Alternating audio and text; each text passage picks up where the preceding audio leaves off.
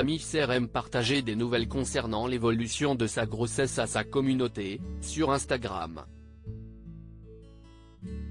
Ce vendredi, elle a informé qu'elle avait fait un petit malaise pendant sa consultation chez la sage-femme, mais a tenu à rassurer sur la situation. Camille Serre attend son premier enfant avec Théo Fleury.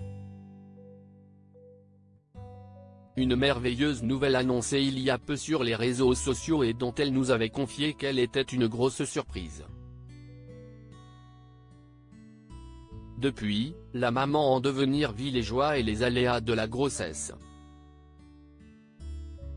Concernant les aspects les moins réjouissants, elle a récemment été victime d'un malaise en pleine consultation avec la sage-femme, qu'elle a raconté à sa communauté sur Instagram. Camille Serre rassure, rien de grave. Dans une story publiée en début de matinée, la Miss France 2015 a comme souvent livré quelques éléments sur son programme du jour. Ce vendredi était consacré à une consultation chez une sage-femme. Mais tout ne s'est pas déroulé comme prévu, pour le moment tout va bien, j'ai juste fait un petit malaise pendant la consulte avec la sage-femme.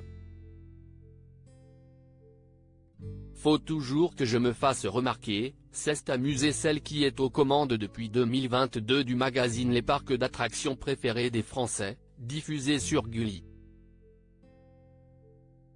Avant d'analyser, rien de grave, sûrement le stress et la chaleur. Là j'attends pour ma consultation avec un anesthésiste, a précisé la jeune femme, illustrant ses dires d'un petit dossier bleu et de son look du jour identique à celui de la veille. Oui, je suis habillée comme hier, j'avais la flemme ce matin. Les réseaux et la médiatisation engendrent des conseils pas forcément sollicités. Camille Serre partage sa vie avec le mannequin Théo Fleury depuis 2021. Après avoir annoncé sa grossesse, le 26 avril 2023, sur son compte Instagram, elle avait informé en mai 2023 qu'il s'agissait d'un petit garçon. Récemment, elle avait répondu à nos questions et révélé pourquoi elle n'avait pas parlé de cet événement à venir plus tôt. Par superstition, je ne voulais pas le dire trop tôt pour ne pas avoir à annoncer un problème si ça avait été le cas.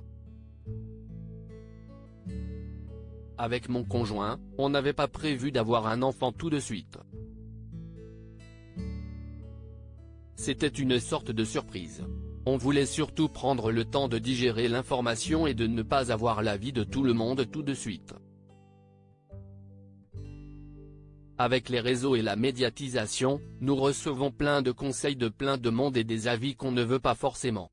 Nous étions dans notre bulle donc on a eu le temps de savoir où nous voulions aller. Là, je me sentais prête et j'en avais marre d'avoir ce secret.